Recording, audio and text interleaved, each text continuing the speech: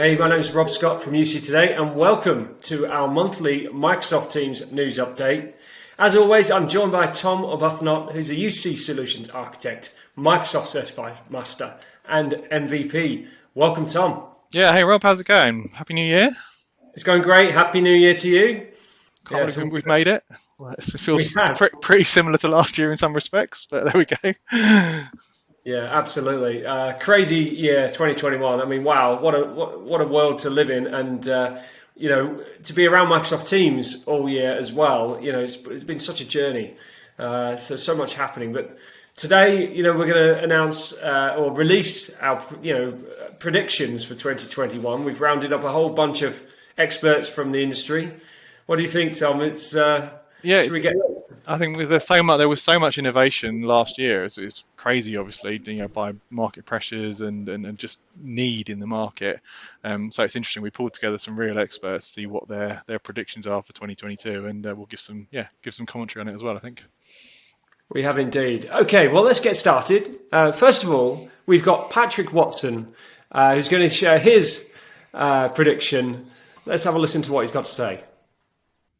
This year for my prediction, I'm going for a safe bet in relation to Operator Connect. Microsoft made Operator Connect generally available in September 2021 as a third route to enable telephony capability for Microsoft Teams users, in addition to Microsoft calling plans and direct routing. And Operator Connect proposes to solve a number of issues that businesses had encountered when they were considering Microsoft calling plans in areas such as their geographic availability or their cost. And it's for that reason I think that in 2022, the number of telephony-enabled Microsoft Teams users that are deployed via Operator Connect will catch up and exceed the number that are already deployed via Microsoft calling plans. That will make Operator Connect the second most popular route for enabling telephony in Teams behind direct routing. An interesting safe bet from Patrick Watson. Tom, what do you think? Yeah, well, we know Patrick and Cavell are very hot on the numbers of who's doing what. So it's a prediction right in their wheelhouse. I think it's interesting. Operator Connect is undoubtedly going to be the way a lot of people are going. It's so simple to connect telephony with Operator Connect, but he said it will beat Microsoft's native calling plans, but not beat direct routing in 2022. So I imagine that's just to do with the amount of direct routing already out there. What do you think, Rob? Yeah, it's interesting. I mean, direct routing and Operator Connect continues to be a hot trend, especially on our publication. It's also very disruptive, isn't it? The Operator Connect solution. I think Operator Connect will overtake direct routing at some point, maybe not within 12 months. So maybe that's why Patrick's playing it safe. But if you look at the overhead on the end customer, it's way less with Operator Connect and way simpler.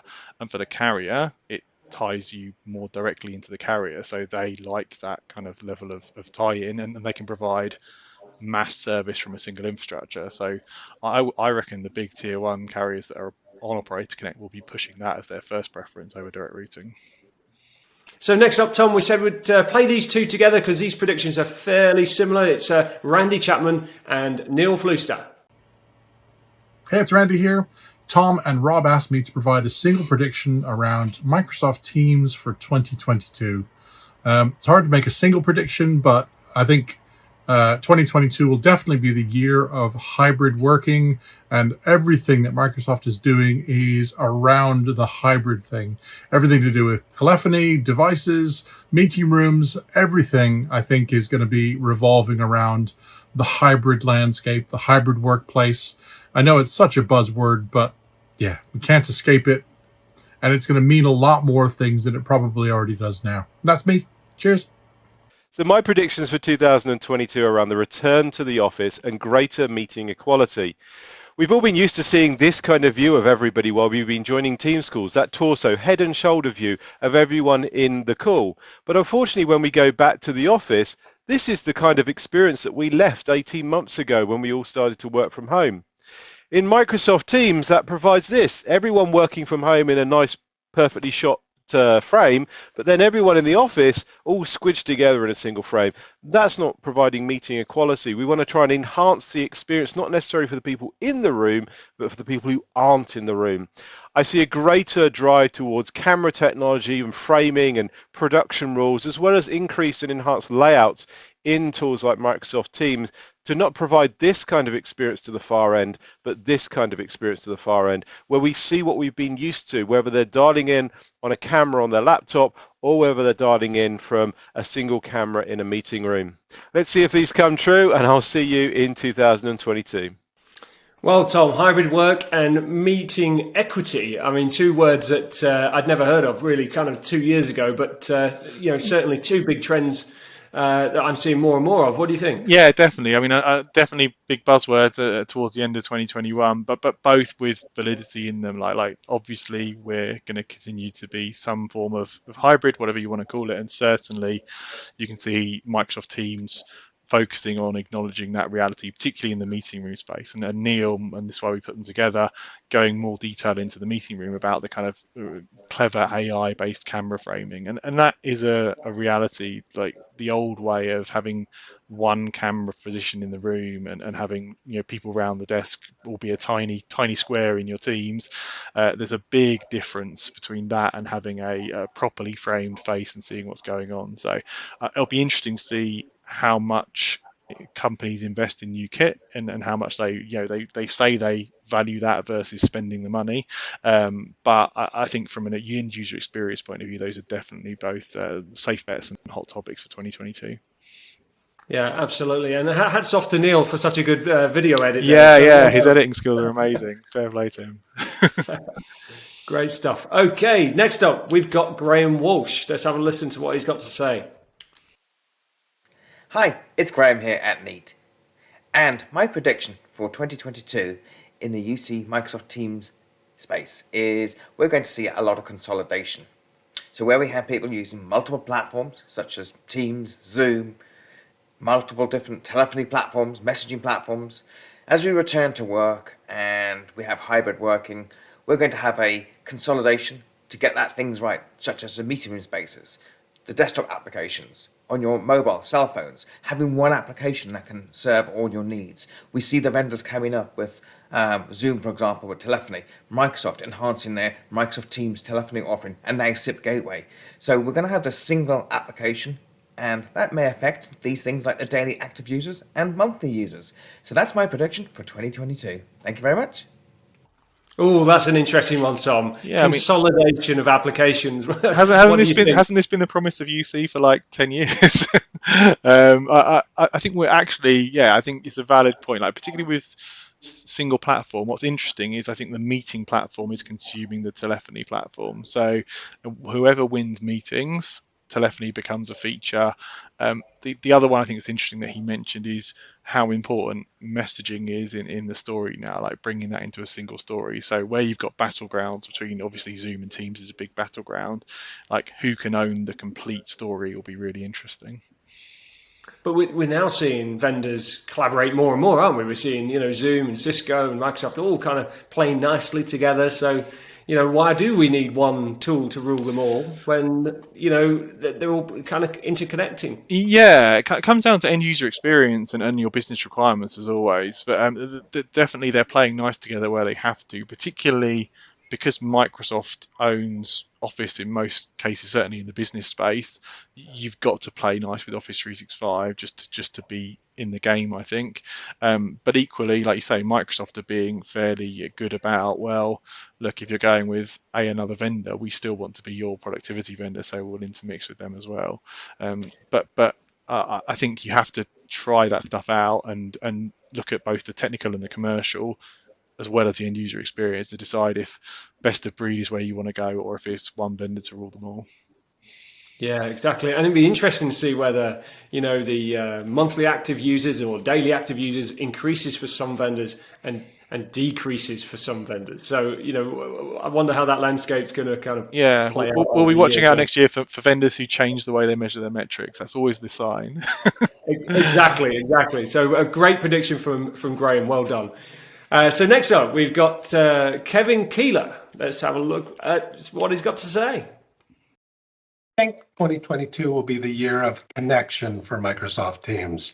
Of course, in 2022, we're still going to see organizations connecting to the PSTN using direct routing as a service and the even easier and new Operator Connect method. But that's really just voice connections. Where we're going to see the explosion of connectivity with Teams come in is when Microsoft finally gets shared channels working fully and correctly. And that means, Microsoft is going to solve all the complicated identity and compliance and security issues that come when you're dealing with cross-org collaboration. But once shared channels is fully rolled out, I think there's going to be this explosion of not only communications in real time, but asynchronous collaboration. What's also going to drive some additional connections is the small business version of Teams that was just announced, Teams Essentials, and of course the Teams chat client that's built into the Windows 11 operating system. Teams as an event platform is really coming into its own, and we'll see more of that in 2022. Being able to manage the complete event lifecycle from the registration through the event delivery, including things like Q&A, which are important, to the post-event follow-up. We may even see a few connection points with some AR, VR, and mesh for Teams, but in 2022, this is going to be mostly projects of a pilot nature. If we look more broadly into the CX, the customer experience space, we're going to see more organizations using Dynamics with the newly announced voice channel to really deliver a complete contact center. And then, of course, Teams plays a role in that. For years, analysts had speculated around what contact center vendor Microsoft might acquire. Well, it turns out Microsoft was growing, their own contact center by combining Dynamics with Azure AI and some of the backend voice services that also power the Teams platform. Lastly, in the EX or employee experience space, I expect in 2022, we'll see more organizations move forward with Microsoft Viva. Now, Microsoft Viva as a platform is expansive and it can be a moderately heavy lift. But I think, we're going to see more organizations move down the Viva path. And of course, most of the functionality or much of the functionality of Microsoft Viva is surfaced inside of Teams.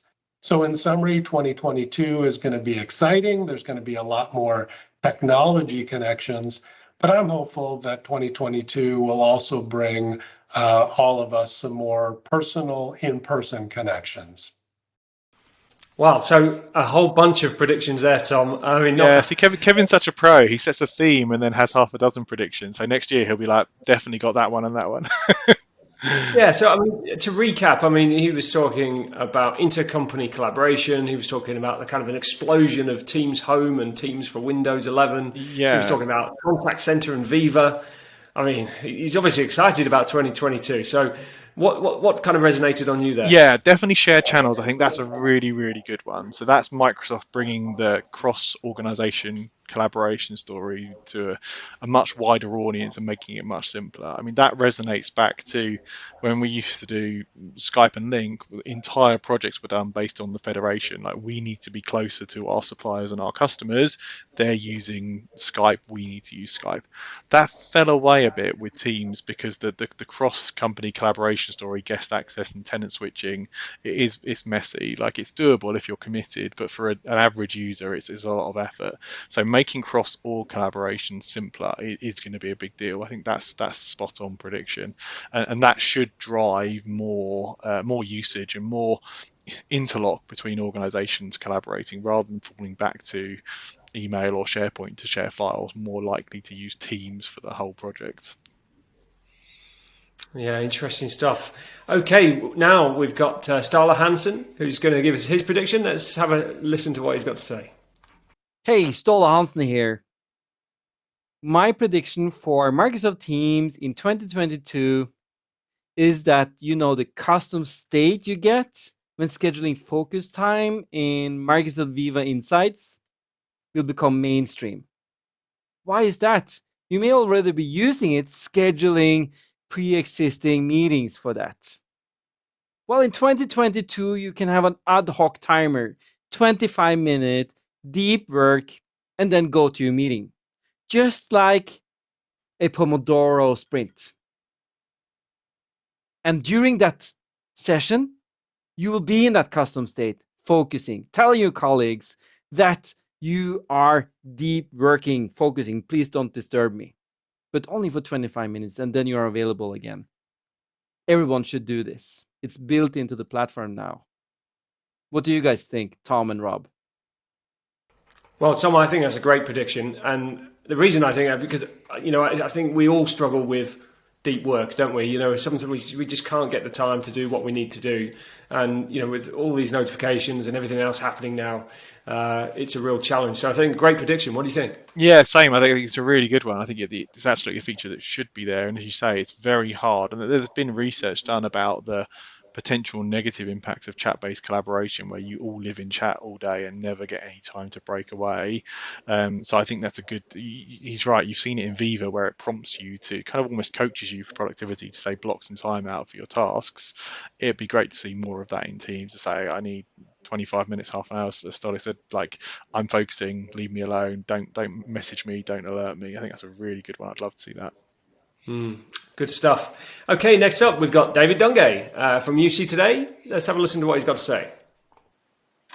What do I see for Microsoft Teams in 2022?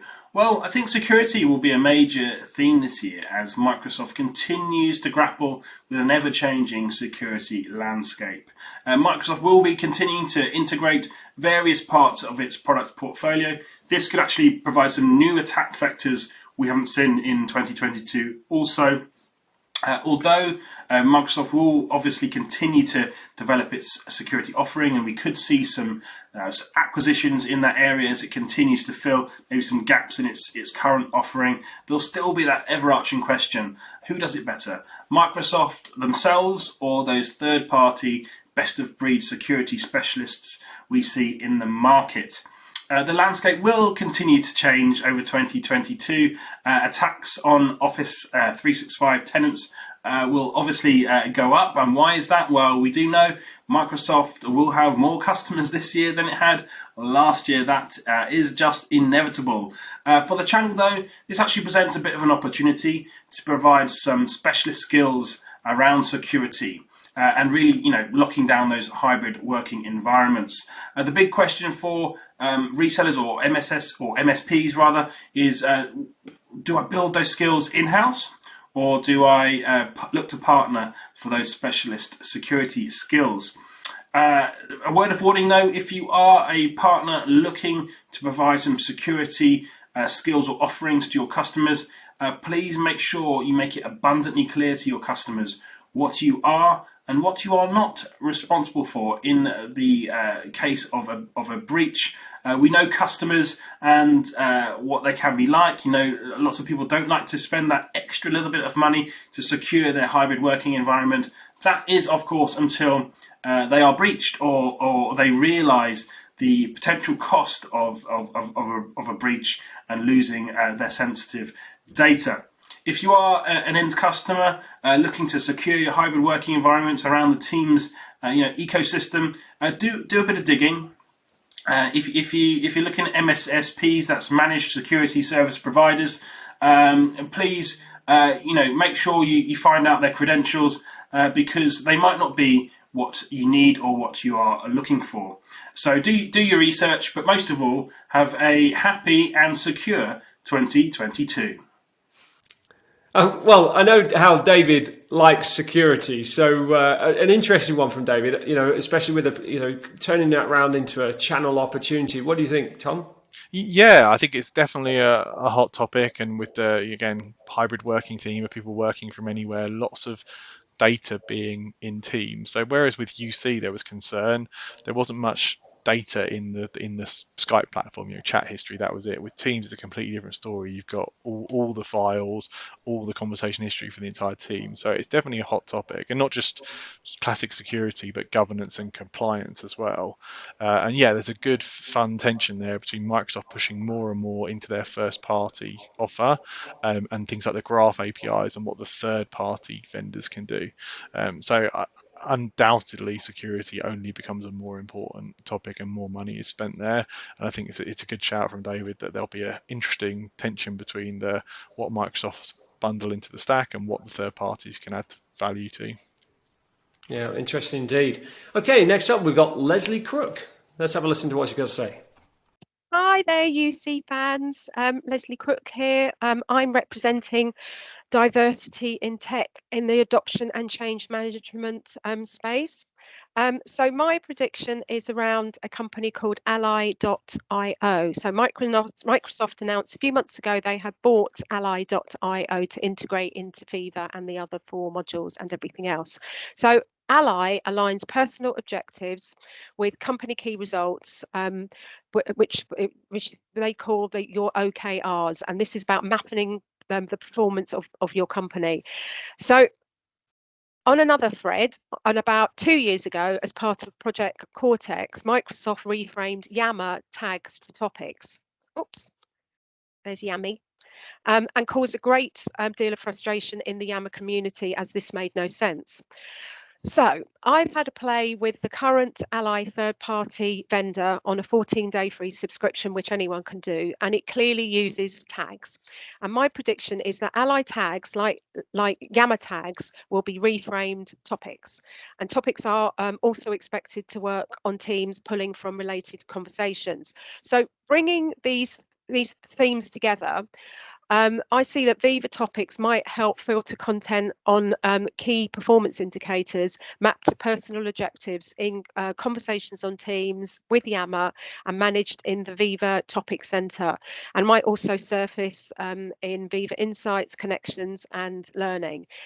However, I might be wrong, but I actually visualized a similar idea, and I mapped it out in a digital transformation framework that I created using Yammer with business intelligent hashtags that I tested out the idea of this when I worked at GSK this is about 6 years ago, and this got me my first MVP award. I called the framework model Working Out Loud in a Network, and the acronym of that was WOLAN, WOLAN. The framework model is ironically a big crosshatch hashtag shape, and it's out there on if you search for it. If you put Working Out Loud in a Network or WOLAN, it should come up on Bing search in images. My Twitter handle is Lesley_WOLAN. WOLAN is not my maiden name. So that's my techie prediction. It's all around how brilliant I think Ally is going to be in the same space as kind of like using Viva topics. But only time will tell. So I'll hand you back to the UC Today crew and just wish you all a very happy new year. Thank you. Fantastic. Interesting one, that, Tom. I mean, I work remotely. I work with teams and, that work from home. And I think, managing teams is a real challenge, especially when you are remote. And so we're very goal focused and we always set objectives and that kind of thing. So we always know where we are. And just that, what Leslie's saying there feels more like kind of turning data into actionable insight and tasks. It's interesting. It's interesting. So Ally is really interesting because it's OKR, so objectives, key results. So you set some org objective and you filter down objectives for individual teams. So I think, like when you're dealing with a sub 50 person company, pretty much everybody knows the company direction and you're all in line. Although having said that, working remotely, 100% remotely, has made that harder even for smaller orgs. But certainly as you get to bigger orgs, if you ask individual departments how they tie into the org's goals, they very rarely understand. So I like what Leslie's saying is she's kind of like, we can take this objective and key results software and set the goals, but use tags or topics or whatever you want to call them to bond teams together around objectives, so that if we're all dealing with the new CRM platform, or we're all dealing with reducing shipping delays or whatever, we can work together. It has the potential to be really interesting, because if Teams has all the ad hoc organizational knowledge, SharePoint and back into Teams has all the files, and then you've got the objectives in the same ecosystem, that there is some potential to kind of mine that information and bring people together in a clever way, I think. Yeah, Microsoft Teams goals. I can see that, certainly coming, and what a performance enhancing feature that could be. Really interesting. So next up, we've got Blair Pleasant. Let's have a listen to what Blair's got to say. This is Blair Pleasant of COMMfusion and BC Strategies. I think 2022 is going to be the year of evangelizing for Microsoft. It's going to be spending a lot of time explaining what the metaverse is all about, what an enterprise metaverse is, what Mesh for Microsoft Teams does, and why you should use virtual presence and avatars for collaboration. This is new stuff, and it's going to take time for people to get their heads around. So I think 2022 is going to be the year of evangelizing and educating people about the metaverse, how Mesh and Teams fits in, and why you would want to use virtual reality and wear those funny headsets to attend a virtual meeting. That's great, isn't it? I don't think I can get through a conversation nowadays without talking about the metaverse. So I'm really glad Blair mentioned it. What an interesting prediction. You know, we're going to be talking a lot more about it, but, you know, evangelizing virtual reality, I suppose, and mixed reality and metaverse. What do you think, Tom? And do you think it's, you know, again, Blair's going to be bang on the money there? Yeah. I mean, she was bang on the money last year, so you've got to give her a lot of respect for that. But I think like her prediction is lots of evangelism, which I think is a very good one. She didn't say lots of adoption, and I think that's the key thing. I think, like, obviously Facebook are pushing very hard in this space. Microsoft are going to push hard in this space. Like WebEx have got their hologrammy stuff. Zoom have got some stuff as well. So I think, yeah, industry-wise, everybody's going to be trying to be the front runner in this, you know, new world, VR, AR world. I do think it's a way off for your typical worker. I think there's use cases, so it'll be interesting to see how that evangelism lands. Like, are we all, you know, this time next year when we do the show again, are we all doing it in AR, VR headsets, or does it maintain some niche, like, you know, car design or industrial design, anything where you 3 dimensions adds value? So yeah, good prediction. I think undoubtedly that's going to be a big part of Microsoft's story for 2022. Yeah, indeed. And I almost kind of feel like, you know, immersive meetings, virtual reality, or, you know, augmented meetings and that kind of things, you know, that's some of that stuff's already happening. But yeah, certainly, you know, I feel like, you know, Blair's right. We're going to see more and more of that, but we're just not going to see that kind of, you know, metaverse kind of edition of work just yet. So yeah, I'm really split on my thoughts on this, because my logic is like, this seems crazy, but then if you look backwards about everything we're doing now, you're like, well, would everybody be using emoji in company communications and ad hoc conversations and have enterprise social right across the entire org, like things that seem, you know, the whole internet thing, if you go back far enough, they're crazy impacts on our, you know, the way we work in our society, and maybe there's a generation of people coming through to the workforce where, you know, avatars and 3D is normal to them. Yeah. And UC Today's sister publication, XR Today, you know, covers a lot around the metaverse at the moment, and it's going off at the moment. I mean, everyone's trying to figure out, you know, what's happening, and it seems the innovation in that space is so fast. It's happening quickly. So there's almost like a race on to who can build the metaverse first, you know. Yeah, so, definitely. There's a bit of a land grab, isn't there, about having the best platform? Because if it becomes the thing, then if you're first in there, you're going to dominate that space, which is the classic, you know, IT landscape thing.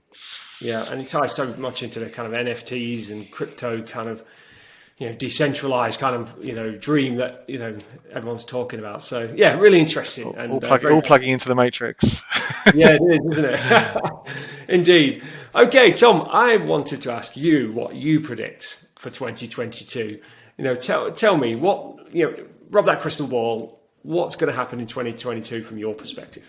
Yeah, so I think the predictions there are really, really solid. So I agree with a lot of them. Obviously, hybrid working is absolutely here to stay. But for me, it's less around the UC piece now, more around how do we communicate cleverly, asynchronously, how do we work together as teams. The OKR thing, I think, is really, really good.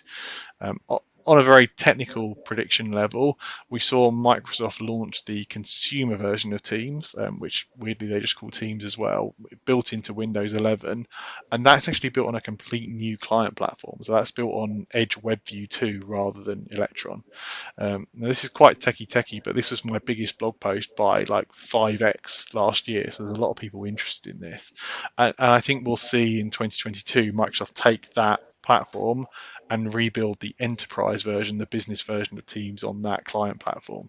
So at some point next year, we'll start getting told there's a new enterprise client coming. It works slightly differently. It's more efficient, better memory, but that'll be quite a big impact for organizations who are going to have to flip clients, and when do they flip, and are all the features there? So that's my prediction. At some point next year, Microsoft will say Teams 2.0, new client is here. Get ready to migrate your users. That's really interesting. Yeah, you could be right there, but we will see.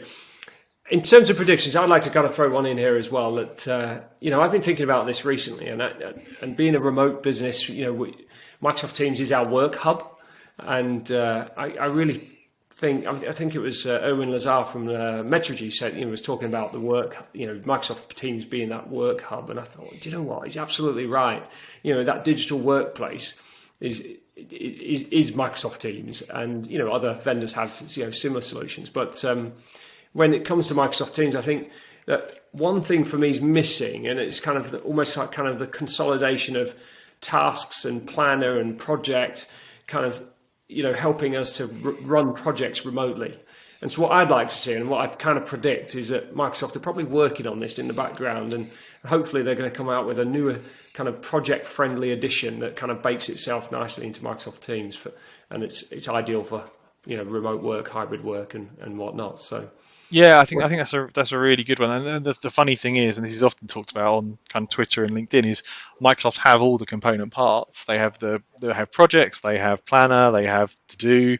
But yeah, I think your prediction is valid. They need to tighten up that integration, so it's not learning another thing. It's just part of the Teams experience. And if they can nail that, then they become way more sticky, because now, as you say, they're part of how the organization runs. They're not just the video platform, they are part of the kind of organizational infrastructure, as it were. Yeah, absolutely. The digital workplace, the hybrid workplace. Wow, it's 2022. Lots going to happen this year for sure. But we'd like to say a big thank you to everyone for getting involved in our predictions this year. I think we did some great ones last year, but this year it'll be interesting to see who's right, who's wrong, who's way off the mark. Yeah, we had a real diversity. It was interesting, like when we've done this previously, there's been common themes, but this was quite a diverse set of predictions, so it will be interesting to see where we go in 2022. Yeah. Well, that's it from us. If you've enjoyed today's session, please subscribe to UC Today News and give this video a quick share on social, as it's always appreciated. And if you're a Microsoft Teams fan and want to be part of the conversation, you can connect with Tom or myself on LinkedIn and Twitter, and our social links are in the description. I'm Rob Scott from UC Today. Thanks for watching.